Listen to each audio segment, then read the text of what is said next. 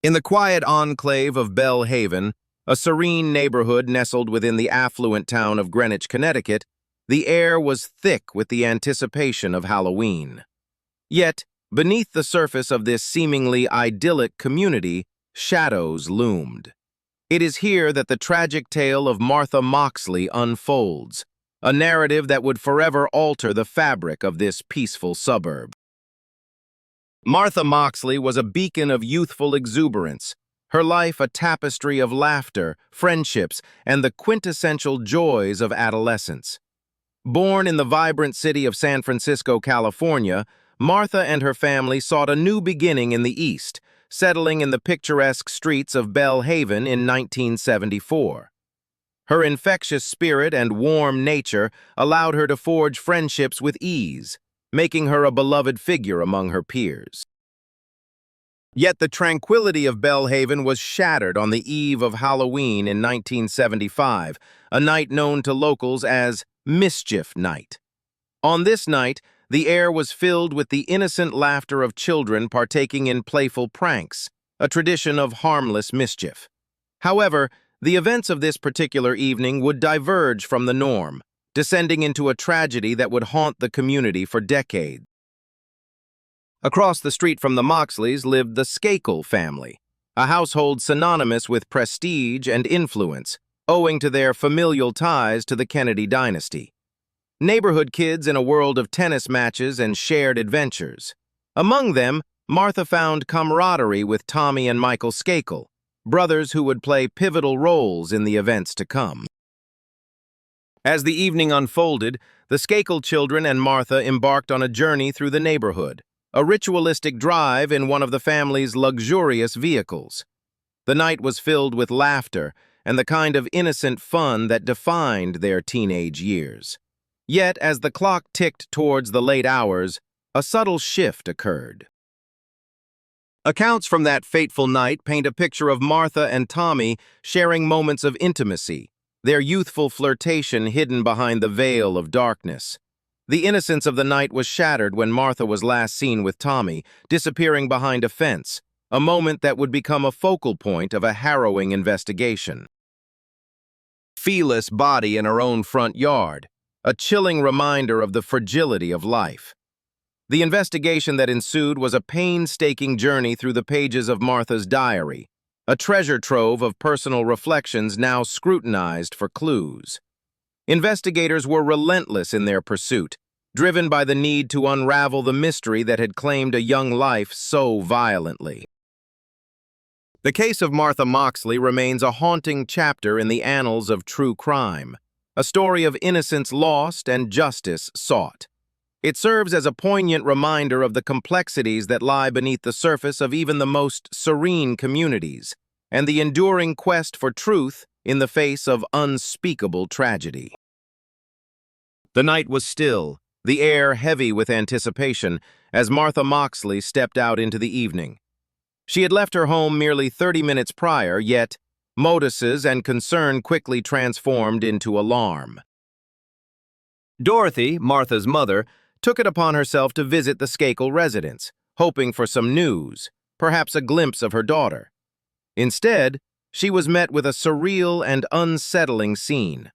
Michael Skakel, one of the Skakel children, was found in a disheveled state, intoxicated, unclothed, and barely coherent.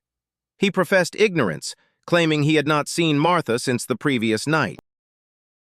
The authorities were summoned, their presence a beacon of dread that descended upon the Moxley home and the surrounding neighborhood. The search for Martha intensified, a collective effort that soon unearthed a grim discovery. Beneath a tree, a young girl lay lifeless. Initially, the identity of the victim was obscured. Martha's hair was blonde, yet the hair on this body was a deep, unnatural red. It was not hair dye, but rather the sanguine stain of blood, a testament to the violence she had endured. Martha had been subjected to a brutal assault. Her head bore the marks of a savage beating. The weapon, a 6-iron golf club, lay shattered nearby, a silent witness to the ferocity of the attack. The autopsy would reveal the horror in stark detail. She had been struck repeatedly with such force that the club had broken. Her life was extinguished in a moment of fury, her body then dragged from near her driveway to the tree, leaving a haunting trail across her own front yard. The scene spoke of an intense personal rage. What could have incited such a heinous act? As investigators scrutinized the broken golf club, the origins of the weapon became a crucial lead. It belonged to a set owned by Anne Skakel, the mother of Tommy Skakel, who was also the last person known to have seen Martha alive. This revelation added layers of complexity to the investigation. The question loomed large. Could Anne have been involved in Martha's demise? Or was there another hand wielding the club? The path to answers would be arduous, fraught with the intricacies of human relationships and emotions. The investigation stretched on, years passing before clarity began to emerge. Martha's interactions with the Skakel family were scrutinized. Friends recalled that Tommy Skakel harbored feelings for Martha, feelings that were not reciprocated. Martha's diary, an intimate window into her thoughts, provided crucial insights. She had documented Tommy's unwanted advances, his attempts to wrap his arms around her, leaving her uncomfortable and wary. Just weeks before her death, she had penned her apprehensions, a foreshadowing of the tragedy to come. Despite her friendship with the Skakel boys, it was clear that Martha's relationship with them was platonic. The Skakel children, products of privilege and wealth, were known for their rebellious antics, keeping many at arm's length.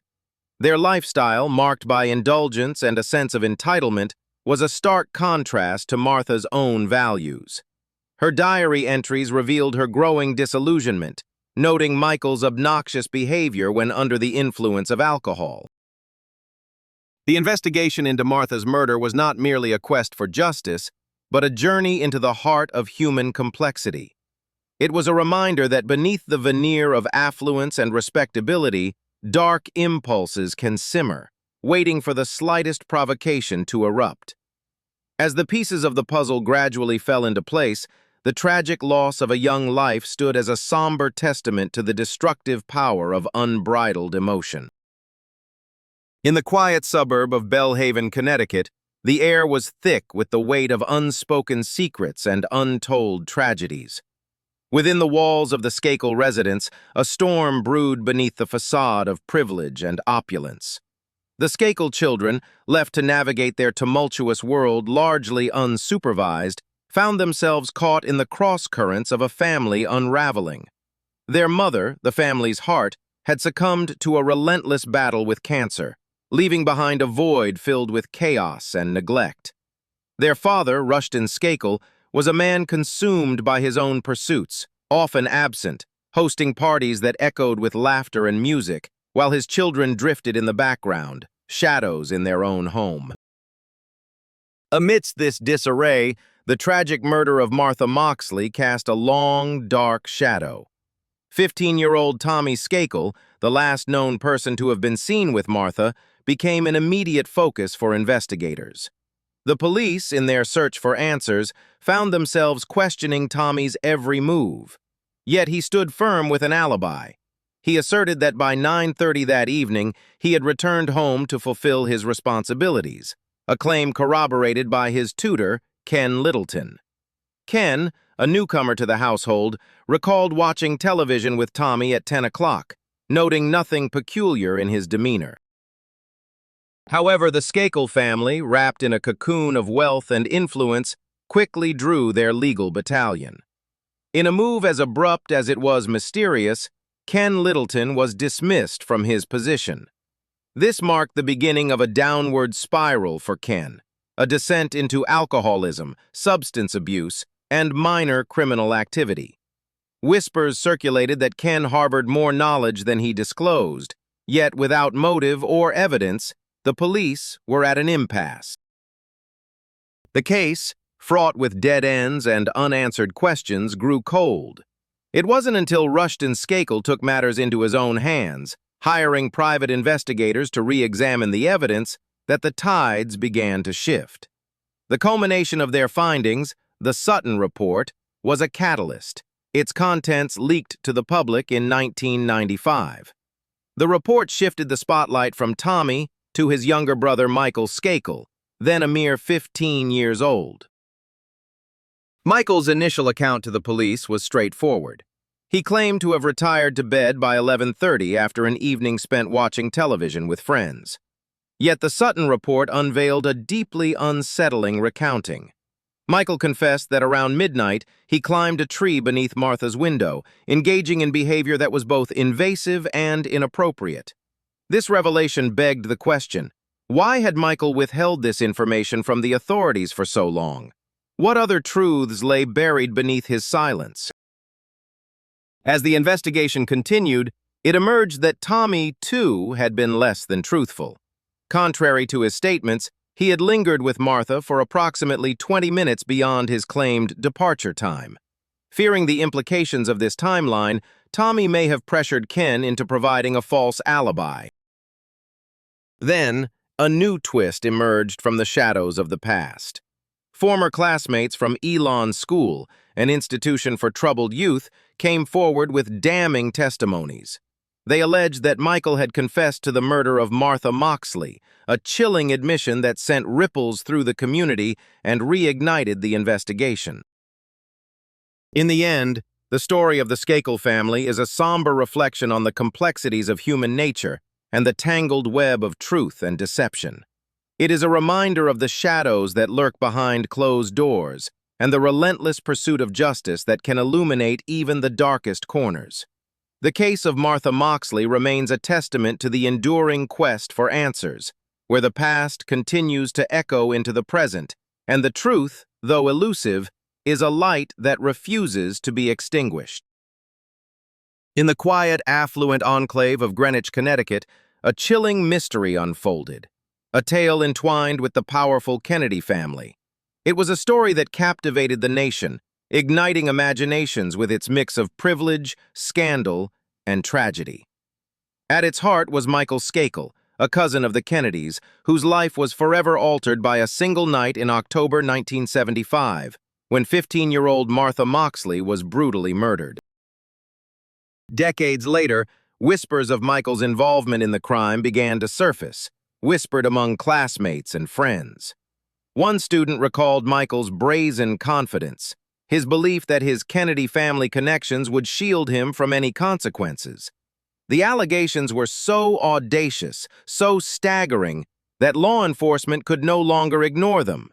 The shadow of doubt grew darker and more persistent, prompting a reinvestigation that would span years. 3 years after the allegations came to light, prosecutors sought a one-man grand jury to meticulously examine the evidence, an arduous task that took 18 months. The decision was made to bring Michael Skakel to trial for Martha's murder, an accusation that reverberated through the corridors of justice.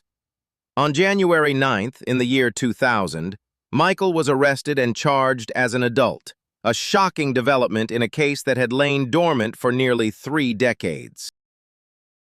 The trial commenced in May 2002, 27 years after Martha's untimely death. Outside the courthouse, a media frenzy erupted. Spectators, journalists, and law enforcement officers crowded the premises, their presence a testament to the case's notoriety. The public was riveted by the spectacle. A Kennedy family cousin accused of murder was front-page news, a drama unfolding in real time. Michael enlisted the services of attorney Mickey Sherman, a defense lawyer with a burgeoning reputation in the media. In the courtroom, prosecutor Jonathan Benedict presented a compelling narrative, meticulously constructing the case against Michael.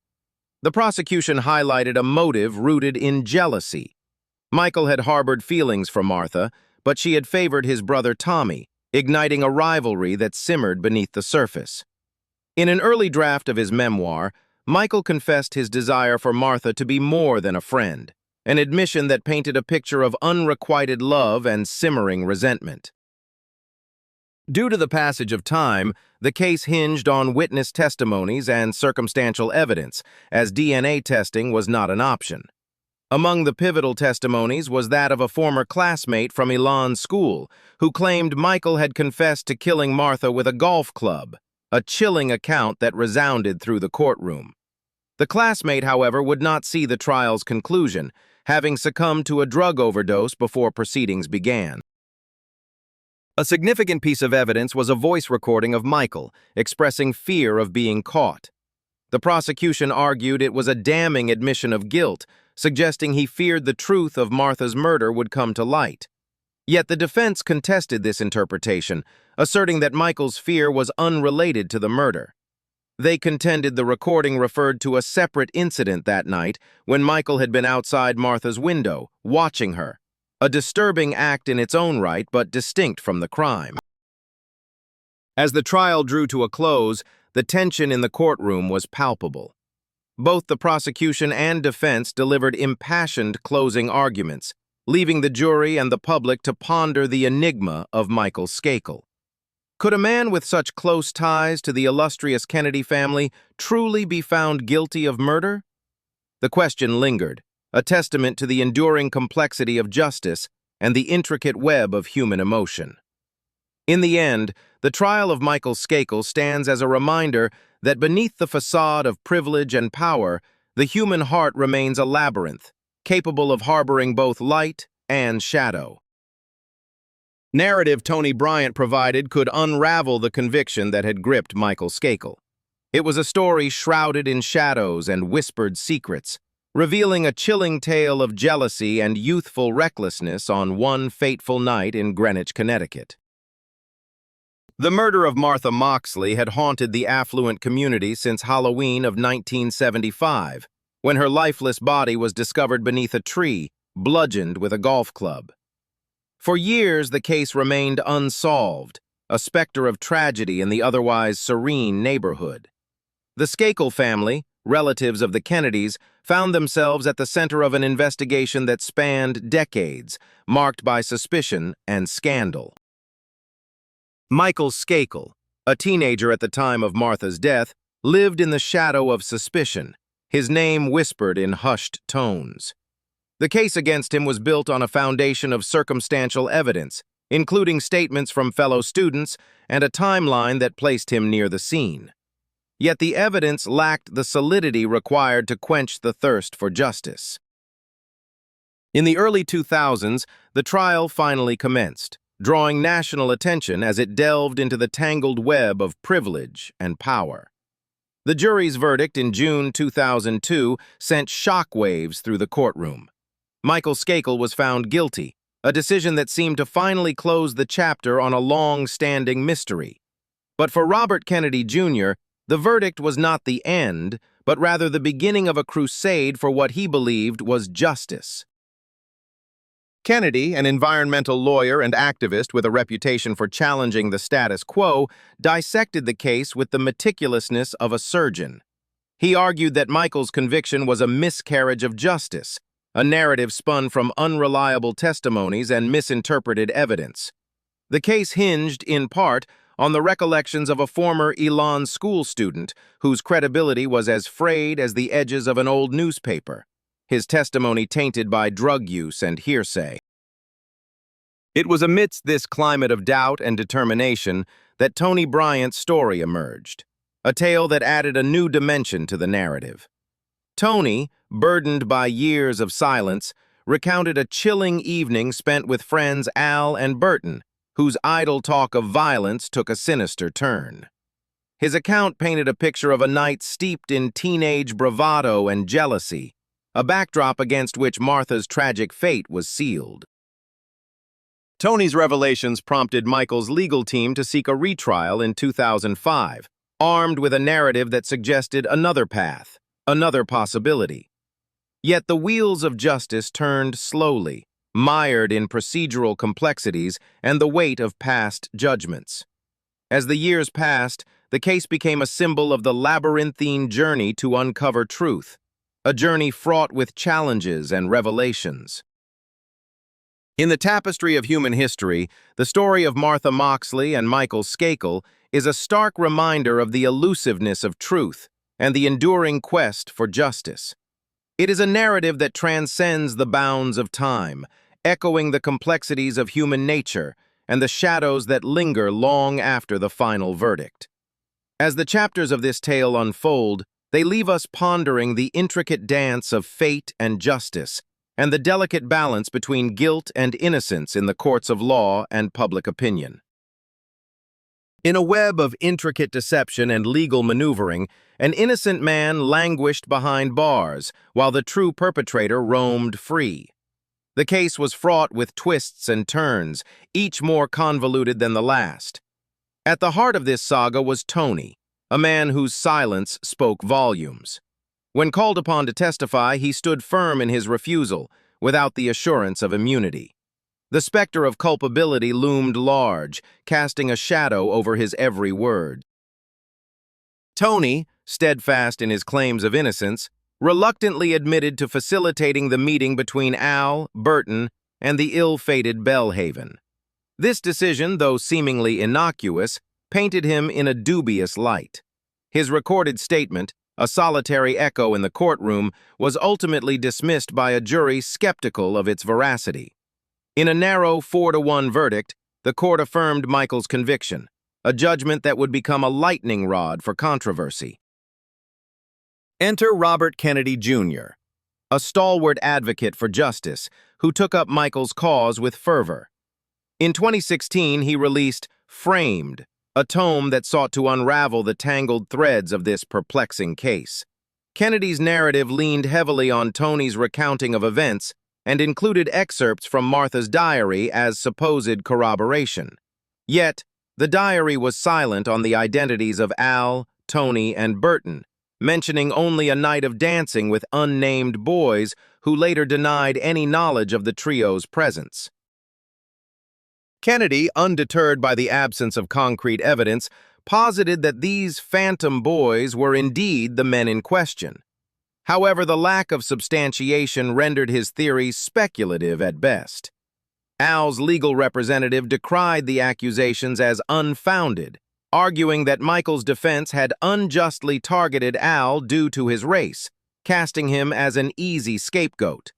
Meanwhile, Michael, with his storied connections to the Kennedy dynasty, was portrayed as the wronged party. This legal quagmire soon ensnared Mickey Sherman, Michael's erstwhile attorney. Sherman's conduct during the original trial came under scrutiny as Michael's new defense team alleged negligence. They contended that Sherman's pursuit of media notoriety overshadowed his duty to his client, claiming exorbitant fees while failing to mount an adequate defense. In October 2013, a seismic shift occurred when Michael was granted a new hearing by Judge Thomas Bishop in Connecticut. This unexpected turn of events rattled prosecutors and Martha's family, who had long believed the case was conclusively closed. Despite their confidence in the state's position, Judge Bishop's ruling suggested otherwise. He criticized Michael's original defense for not delving deeper into the evidence, hinting at missed opportunities that could have altered the trial's outcome. Amidst the chaos, the courtroom became a stage for the unfolding drama of human frailty and ambition. The players were ensconced in privilege and power, their lives intertwined with scandal and suspicion. Tony, with his checkered past, was mired in legal troubles of his own, serving a sentence for tax evasion and bearing the weight of previous arrests for armed robbery. The saga of Michael, Tony, Al, and Burton was a tapestry woven with threads of wealth, notoriety, and the relentless pursuit of truth. As the legal battle raged on, the lines between victim and perpetrator blurred, leaving a legacy of questions unanswered. In the end, the story serves as a poignant reminder of the complexities of justice, where the truth is often obscured by the shadows of human imperfection. In the annals of American justice, few cases have woven as intricate and contentious a tapestry as the murder of Martha Moxley. The investigation, spanning decades, is marked by a series of twists and turns that have left the Moxley family and the public grappling for a semblance of closure. As the courtroom drama unfolded, attention shifted to the defense strategies employed by Mickey Sherman, whose handling of the trial was scrutinized heavily. The scrutiny was not without reason, as the defense's approach was pivotal in shaping the narrative surrounding the night of the murder. The case against Michael Skakel, a member of a prominent family linked to the Kennedys, was fraught with complications. Yet the shadows of suspicion loomed equally over his brother, Tommy Skakel. Tommy Skakel was the last known person to have been with Martha on that fateful night in 1975. His initial statements to the police were marred by inconsistencies, casting a pall of doubt over his innocence. The brothers, embroiled in a web of familial loyalty and accusation, found themselves at the center of a legal maelstrom, each pointing the finger at the other in a desperate bid to deflect blame. In November of 2013, Michael Skakel was released from jail after a mere month, having posted a staggering $1.2 million bond. His release was tethered with stringent conditions. A GPS monitor was affixed to ensure he remained in Connecticut. He was barred from contacting the Moxley family, and he was required to check in regularly. Yet, defying these conditions, Michael relocated to Westchester County, New York, shortly after his release, a move that highlighted the complexities of enforcing legal restrictions on individuals of his stature. Despite this breach of conditions, Michael faced no significant repercussions. The legal pendulum swung once more in December 2016, when the Connecticut Supreme Court reinstated his murder conviction by a narrow margin, ruling that his original defense had been sufficient. Michael was sent back to prison, only for the same court to reverse its decision in May 2018, granting him a new trial. This reversal underscored the contentious nature of the evidence, or lack thereof, against him. The case by this point had become an enigma, with each legal maneuver deepening the mystery rather than resolving it. Ultimately, the judges concluded that the evidence was insufficient to convict Michael beyond a reasonable doubt. The specter of guilt lingered, yet the foundations of justice demanded more than mere conjecture. The tragedy of Martha Moxley's case lies not only in the loss of a young life, but also in the enduring absence of answers. As the years have turned into decades, the Moxley family remains ensnared in a limbo of uncertainty. The narrative is punctuated by theories and accusations, with some convinced of Michael's culpability, while others point to Tommy as the true perpetrator. The speculation surrounding Tommy Skakel's involvement is fueled by accounts of Martha's alleged rejection of his advances, a narrative that paints a picture of a crime born of rage and spurned affection. According to this theory, Tommy fabricated his alibi, enlisting the aid of friends to construct a facade of innocence. Yet, as the sands of time continue to slip away, the truth remains elusive. The murder of Martha Moxley stands as a chilling reminder of the complexities of human nature and the labyrinthine path of justice. It is a tale that compels us to reflect on the nature of evidence and the profound weight of doubt, urging us to confront the uncomfortable reality that sometimes justice is not synonymous with certainty. A shadowy theory lingers over the tragic murder of Martha Moxley, suggesting that both Michael and Tommy Skakel played a role in her untimely death. Proponents of this conjecture highlight the deceit woven by the brothers during the investigation and point to Tommy as the last known person to have seen Martha alive. The dismissal of Ken Littleton, who initially provided Tommy with an alibi, adds a layer of suspicion, as his life spiraled into chaos thereafter. Some posit that Ken's alibi was born out of a guilty conscience, shielding a darker truth. Despite these suspicions, the absence of concrete evidence leaves these claims in the realm of speculation. The chilling nature of Martha's murder is amplified when viewed through this lens, not solely due to the crime's brutality, but also due to the complex aftermath that ensued. The case is steeped in a web of privilege and influence, where power and wealth have the potential to distort justice, transforming the guilty into innocents, and obscuring the truth beneath legal stratagems and public narratives. Nearly 50 years later, The burden of this unresolved tragedy falls upon John Moxley, the last surviving member of his family. In his 60s, he carries the weight of that fateful night, driven by an unyielding quest for answers and justice that remains elusive. This pursuit is shared by many who have lost loved ones to violence, a profound need for closure and understanding. At the heart of this enduring mystery lies the haunting question, why? Why would anyone take the life of a kind and innocent young girl?